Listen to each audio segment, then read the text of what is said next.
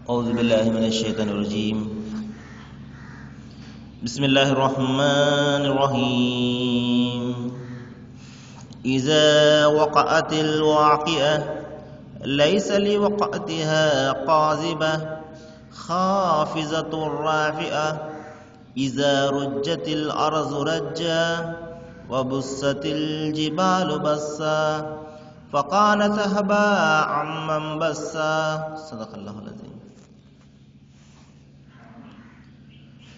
అనంత కరుణామయుడు అపార కృపాశీలుడైన సృష్టికర్త అల్లాహ్ శుభనామంతో ప్రారంభిస్తున్నాను. సోదరులారా, సోదరిములారా, అస్సలాము అలైకుం రహమతుల్లాహి వబరకాతు. సర్వలోక ప్రభువు సర్వేశ్వరుడు అల్లాహ్ మనందరిపై శుభాలను శాంతిని కురిపించునుగాక. ఆమీన్. ఇంతవరకు మీ ముందు మానవులందరి కోసం మానవులందరి దైవం పంపిన చివరి దైవ గ్రంథం దివ్య ఖురాన్ నుండి 56వ అధ్యాయం 1 నుండి 5 వాక్యాల అరబ్బీ మూలంను మీ ముందు పట్టించి వినిపించడం జరిగింది. మహాశిలారా, ఈ వాక్యాలలో ప్రధానంగా మరణం తర్వాత జరగబోయే సంఘటనను, మరి అప్పుడు మానవుల యొక్క పరిస్థితి ఏ విధంగా ఉంటుంది, వారు ఎదుర్కోబోయే కష్టాలు ఏ విధంగా ఉంటాయి, అలాగే వారికి దక్కే ఆ ఆనందాలు ఏ విధంగా ఉంటాయి, ఈ విషయాల గురించి మరి ఈ వాక్యాలలో సృష్టి ప్రభువు తెలియజేస్తున్నాడు. ఎవరైతే దైవభీతిని కలిగి ఉంటారో, ఎవరైతే తమ మనస్సును నియంత్రించుకుని తమ మనస్సు ఇతర మనుషులు చెప్పినట్టు కాకుండా దైవం యొక్క ఆజ్ఞ మేర జీవితం గడుపుతూ ఉంటారు, మరణానంతర జీవితాన్ని గురించి ఆలోచన చేస్తూ భయపడుతూ ఉంటారు, వారికి దక్కే ఆ స్వర్గం యొక్క సుఖాలను గురించి ఇక్కడ తెలియజేస్తున్నాడు. మరి ఎవరైతే దైవం పట్ల సరైనటువంటి అవగాహన లేకుండా జీవితం గడుపుతారో, ప్రాపంచిక సుఖాల కోసం ఎవరైతే పాకులాడుతూ ఉంటారో, మరి వారికి వారు ఎదుర్కొనే కష్టాల గురించి కూడా ఇక్కడ తెలియజేస్తున్నాడు. చూడండి, దీని యొక్క తెలుగు అనువాదాన్ని ఆలకించండి. జరగవలసిన సంఘటన సంభవించినప్పుడు ఇక దాని సంభవాన్ని ఎవరు కూడా ఆపలేరు, తిరస్కరించలేరు. అంటే మరణానంతరము రాబోయే ఆ ప్రళయాన్ని గురించి. మహాశలారా, ఈ భూమి ఒక రోజున నాశనం అయిపోతుంది. భూమి కాదు, సమస్తం కూడా, దైవం సృష్టించినటువంటి సమస్తం కూడా నాశనం అయిపోతుంది. మరి అది తప్పనిసరిగా సంభవిస్తుంది, దాన్ని ఎవరు కూడా ఆపలేరు. ఇక్కడ ప్రశ్న ఏంటంటే, అది ఎప్పుడు సంభవిస్తుంది అనేది ప్రపంచంలో ఎవరికి కూడా తెలియదు మహాశైలారా. అది ఎప్పుడు సంభవిస్తుంది అంటే, అది సంభవించినటువంటి సమయంలో అది సంభవిస్తుంది. కానీ దానికోసము పలానా రోజున వస్తుంది, పలానా సంవత్సరంలో వస్తుంది అని ఎవరైనా చెప్తున్నారు అంటే అది కేవలము మానవులను అది మోసం చేయడమే. కాబట్టి ఆ దైవానికి తప్ప దాని గురించినటువంటి జ్ఞానం ఎవరికి కూడా లేదు. అయితే అది వచ్చినప్పుడు మనము ఏమి చేయగలము, ఏ విధంగా మనం దాన్ని ఎదుర్కోగలము, ఏ విధంగా దైవం ముందు మనం సమాధానం చెప్పుకోగలము, ఈ విషయాన్ని గురించి మనం ఆలోచన చేయాలి.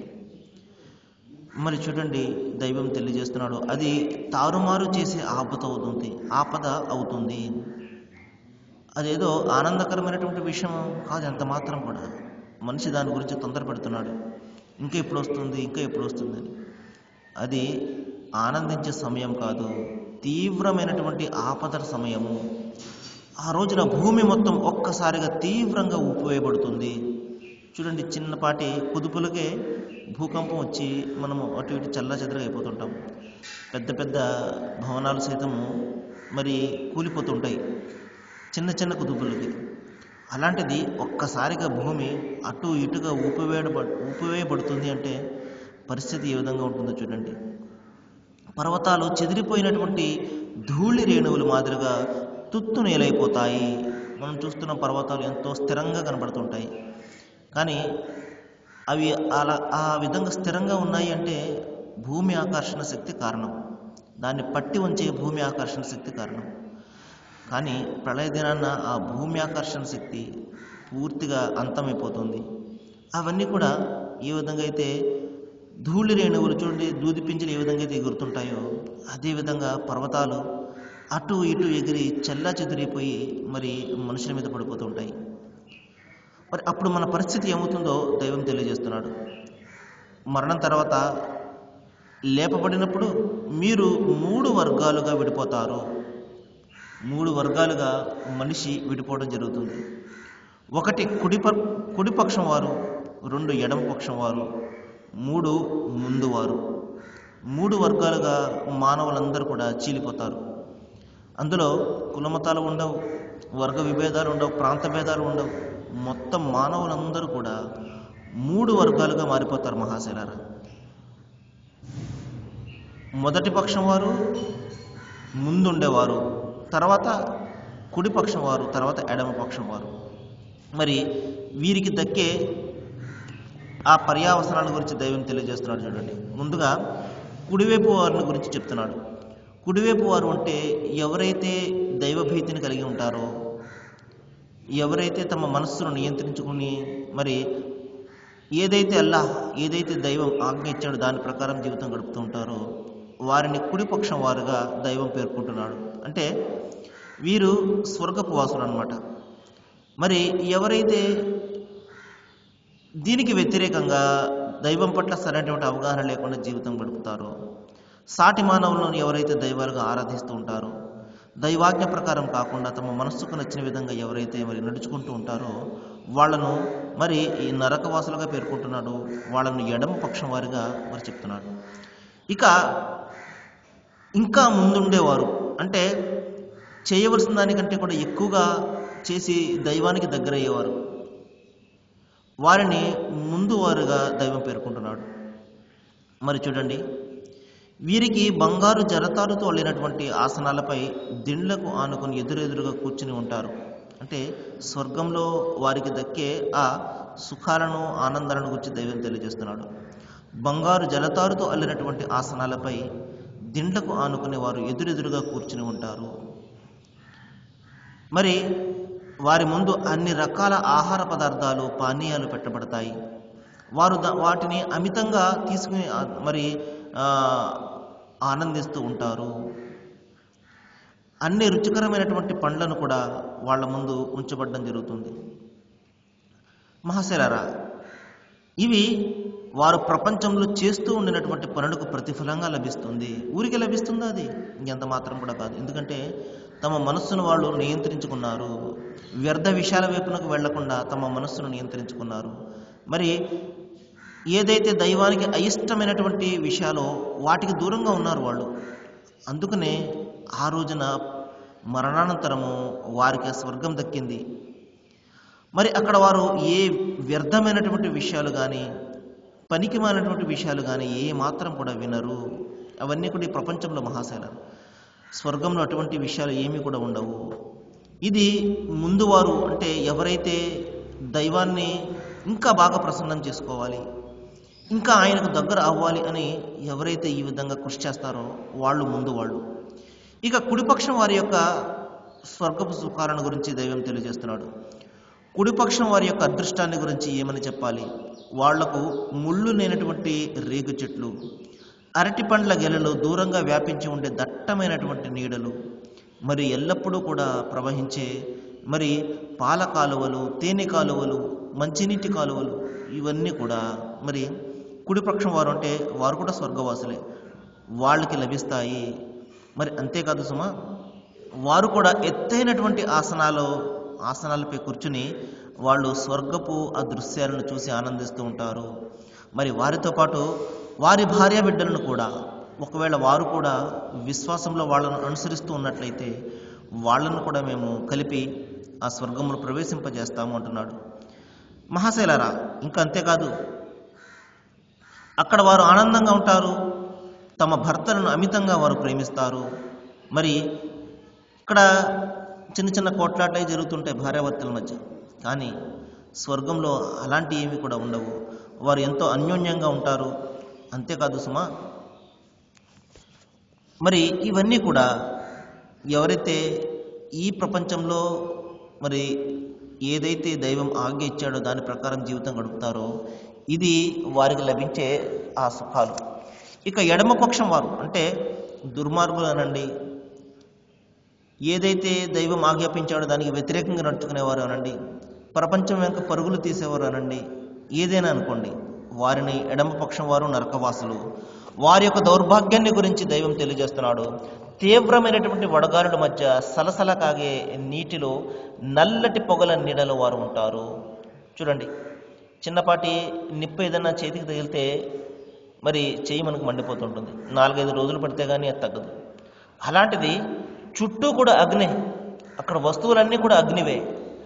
మరి మహాశైలారు అటువంటి పరిస్థితుల్లో తీవ్రమైనటువంటి వడగాలుల మధ్య చూడండి, మనకు ఈ ఎండాకాలంలో ఒక నెలపాటు వడగాలులు వీస్తే మరి మనం అసలు ఏమాత్రం తట్టుకోలేము.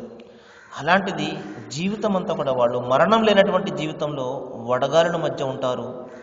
మరి త్రాగడానికి నీరు అడిగినప్పుడల్లా సలసల కాగే నీరు వారికి ఇవ్వబడుతుంది. బలవంతంగా దానిని తాగడానికి ప్రయత్నం చేస్తాడు. మరి దాని వలన అతని శరీరపు లోపలి భాగాలు సైతం కరిగిపోతుంటాయి. పోనీ చనిపోతాడా అంటే చావు కూడా రాదు, తిరిగి యథాస్థితిలో అతని శరీర భాగాలు మళ్ళా మారిపోతాయి. మహాశైలారా చూడండి, అతను శిక్షను ఈ విధంగా అనుభవిస్తూనే ఉంటాడు. మరి అంతేకాదు సుమా, ఈ గతి పట్టకముందు వాళ్ళు ఎంతో సంపన్నులుగా జీవితం గడిపేవారు భూమి మీద. మరి అంతేకాదు, మూర్ఖంగా మహా పాపాలు చేస్తూ ఉండేవారు. ఎంతమంది ఏ విధంగా చెప్పినా కూడా పట్టించుకునేవారు కాదు. ఈ జీవితమే ముఖ్యము, ఇక్కడ సుఖాలే ముఖ్యము, మరణం తర్వాత జీవితాన్ని ఎవరు చూసొచ్చారు, ఉన్నన్ని రోజులు ఇక్కడే జీవితాన్ని అనుభవించాలి. మనం చూస్తుంటాం కదా ఇటువంటి మాటలు. మరి అంతేకాదు, లేదు దైవం ఒకడు ఉన్నాడు, పైన చూస్తూనున్నాడు, నీ ప్రతి పనిని కూడా గమనిస్తున్నాడు, నిన్ను అడుగుతాడు అంటే ఏంటి, నిన్ను చనిపోయిన తర్వాత మట్టిగా మారిపోయి అస్థిపంజరంగా బూడిదైపోయిన తర్వాత తిరిగి నిన్ను లేపుతారా, ఎవరు లేపుతారు అని ప్రశ్నిస్తాడు. ఎవరైతే అతనిని మొట్టమొదటిసారిగా పుట్టించాడో ఆ దైవం తిరిగి లేపుతాడు. మరి అంతేకాదు, వాడు ఈ విధంగా ప్రశ్నిస్తాడు, ఏంటి నేను నా తాత ముత్తాతలు అందరూ కూడా లేపబడతారా అని వెటకారంగా వేళాకోళంగా అతను ఈ విషయాలు చెప్పేవారి గురించి మాట్లాడేవాడు.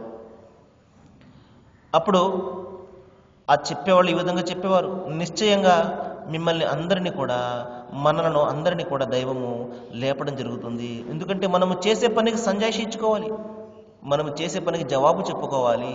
ఆ విధంగా జవాబు చెప్పుకునే పరిస్థితి లేకపోతే ఈ ప్రపంచంలో అనేక అన్యాయాలు జరుగుతున్నాయి మహాశైలారా.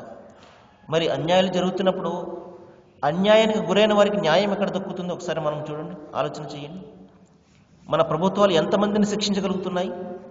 కాబట్టి దైవ న్యాయస్థానం ముందు ఎవరు కూడా తప్పించుకోలేరు. ఈ ప్రపంచంలో తప్పించుకోవచ్చు, పేరుతోటి, పలుకుబడితోటి, డబ్బుతోటి, మరి అధికార దర్పంతో. మహాశైలారా, ఇక్కడ ఎవరు ఏ విధంగా చేసినా చెల్లుతుంది. కానీ దైవ న్యాయస్థానం అనేది ఒకటి ఉన్నది, అక్కడ ఎవరికి ఏ అన్యాయం కూడా జరగదు మహాశైలారా. దైవం ముందు కులాలు మతాలు ఉండవు. ఎవరు ఏ విధంగా అన్యాయానికి గురైనా కూడా మరి అక్కడ వారికి న్యాయం ఇప్పించబడుతుంది. మరి అదే విషయాన్ని దైవం ఇక్కడ తెలియజేస్తున్నాడు. నిశ్చయంగా మీరందరూ కూడా లేపబడతారు. ఓ మార్గభ్రష్టులారా, ఓ తిరస్కారులారా. చూడండి, దైవము శపిస్తున్నాడు వాళ్ళను. మిమ్మల్ని ఏ విధంగా హెచ్చరించినా మీరు వినలేదు. ప్రపంచంలో ఇష్టం వచ్చినట్లు జీవితం గడిపారు, తిరస్కరించారు, దైవాన్ని తిరస్కరించారు, ఆయన గ్రంథాన్ని తిరస్కరించారు, ఆయన ప్రవక్తను తిరస్కరించారు. మరి ఇక్కడ మీరు ఆ భయంకరమైనటువంటి జహూం అనే ఒక చెట్టు, దాని మొగ్గలు, దాని కాయలు మరి భయంకరమైనటువంటి శైతాను తరల మాదిరిగా ఉంటాయి. వాటిని తీసుకుని బ్రహ్మజముడు, నాగజముడు అని చెప్పేసి మనము ఎడర్లో చూస్తుంటాం. అటువంటి చెట్లను మీరు ఆహారంగా తింటారు, దానితోనే మీరు మీ కడుపును నింపుకుంటారు. ఎందుకంటే ఏదో ఒకటి ఆకలి వేసేస్తుంటుంది, ఏదో ఒకటి తినాలి. ఏం చేస్తాడు మనిషి? అదే ఆ భయంకరమైనటువంటి ముళ్ళ చెట్లను తినడానికి ప్రయత్నం చేస్తుంటాడు. మరి దాహాన్ని తీర్చుకోవడానికి సలసల కాగే నీటిని, గాయాల కడుగుని, చీము నెత్తురు లాంటి, నూనె మడ్డి లాంటి భయంకరమైనటువంటి పానీయాన్ని అతను బలవంతంగా గొంతులో దించడానికి ప్రయత్నం చేస్తాడు మహాశిలారా. వీటినన్నింటినీ మనం తప్పించుకోవాలి అంటే ఈ ప్రపంచంలోనే మేలుకోవాలి, తర్వాత చూసుకుందాంలే అంటే కుదరదు మహాశైలారా. చూడండి, ఈ జీవితం అయిపోయింది, ఇంకొక జీవితం ఉంటుంది, పోనీ ఈ జీవితాన్ని బాగా మనము గడిపి వచ్చే జీవితంలో చూసుకుందామా అంటే అలాంటి పప్పులేమి కూడా ఇక్కడ ఉడికే ప్రశ్న లేదు మహాశిలారా. ఒకటే ఒక జీవితము, అది కూడా మన బొందులో ప్రాణం ఉన్నంత వరకే. కాబట్టి మనము మేల్కోవాలి. ఆ భయంకరమైనటువంటి నరకాగ్ని నుండి మనం తప్పించుకోవాలి అంటే ఇక్కడ మన దైవం మన కోసం పంపినటువంటి ప్రవక్తను మరియు ఆ గ్రంథాన్ని మనము అనుసరించాలి, ఆయన మాటను వినాలి. సృష్టి ప్రభు వల్ల మనందరికీ కూడా మంచిని చేయాలని నేను వేడుకుంటూ ముగిస్తున్నాను. వాఖిరు దవానా అనిల్ హమ్దులిల్లాహి రబ్బిల్ ఆలమీన్. అస్సలాము అలైకుం.